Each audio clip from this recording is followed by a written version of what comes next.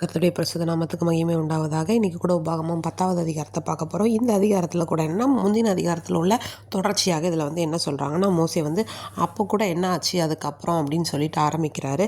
முன்னாடி 2 கற்பலகைகள் வந்து இவங்க வந்து உடச்சி போட்டாங்க இல்லையா. மோசே அந்த பொன் கன்றுக்குட்டியை வந்து இஸ்ரவேல் ஜனங்கள் செய்து வழிபட்டது நிமித்தமாக திரும்பவும் என்ன பண்ணுறாங்க அப்படின்னா, அதே மாதிரி 2 கற்பலைகளை வந்து நீ வெட்டி ஒரு மரப்பெட்டி செய்து என்கிட்ட கொண்டு வான்னு தேவன் வந்து சொல்கிறாரு.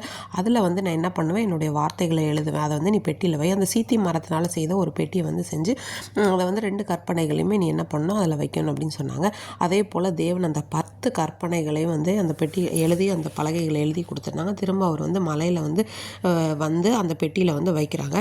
இஸ்ரவேல் புத்திரர் வந்து என்ன பண்ணாங்கன்னா பிரயாணம் பண்ணுறாங்க. அங்கே வந்து ஆரோன் வந்து மரித்து அடக்கம் பண்ணப்படுறாரு அப்படிங்கிறதெல்லாம் சொல்லிட்டு, அந்த நாட்களில் வந்து இந்த கர்த்தருடைய பெட்டியை சுமப்பதற்கு வந்து யாருன்னா லேவியோட புத்திரத்தை தான் வந்து என்ன பண்ணாங்க, தேவன் தெரிந்து கொண்டார் அந்த கோத்திரத்தை அப்படின்னு சொல்கிறாங்க. அவங்க தான் தேவ சந்நிதியில் நின்று ஆராதனை செய்கிறதுக்கு, அவரோட நாமத்தை கொண்டு ஆசீர்வதிப்பதற்கு தேவன் தெரிந்து கொண்டவர்.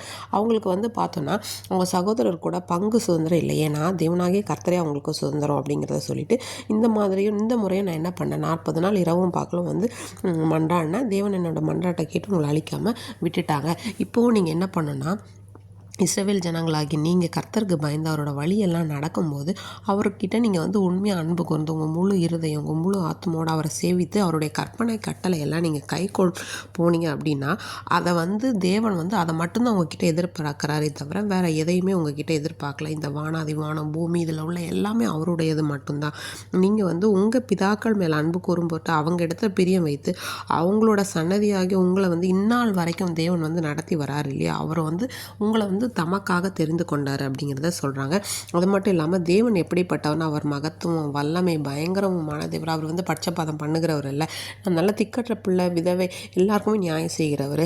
அந்நியர்கிட்ட வந்து அன்பு வைத்து அவங்களுக்கு வந்து ஒரு உடை உணவுன்னு எல்லாம் கொடுத்து ஆதரிக்கிற தேவன் அப்படின்னு சொல்லிட்டு, நீங்கள் எகிப்து தேசத்தில் அந்நியராக இருந்திருந்தாலும் அந்நியரை நீங்கள் என்ன பண்ணணும், மதிக்கணும்னு சொல்கிறாங்க. நீங்கள் அவரை வந்து அவருக்கு பயந்து அவரை வந்து சேவித்து அவருக்கே புகழ்ச்சியும் கீர்த்தியும் உண்டாகும்படி நம்ம நடக்கணும் அப்படின்னு சொல்லிட்டு சொன்னாங்க.